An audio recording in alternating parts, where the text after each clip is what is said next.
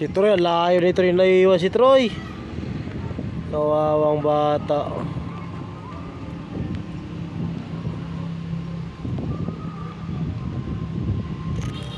Double Troy.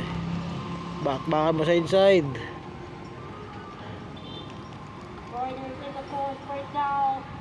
Puerto Princesa, Pasig City, Cagayan. Pasig. May pumasok pa rin pala siya, yung naiwan kanina. Palingan nyo mga batang Pinoy. Inulit pa yata to ah. Nalaglag lang nga kanina yung isa. Yung nakapasok pa rin. Yung nangunguna kanina yun, pampert lang eh. Let's go.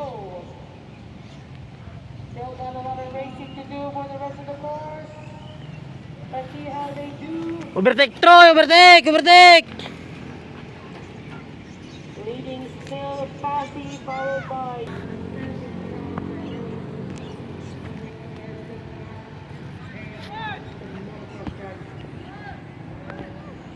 what a splendid day. Idikit mo Troy! Idikit mo! Idikit! Clear blue skies. Idikit mo! Very hard to show perfect performance.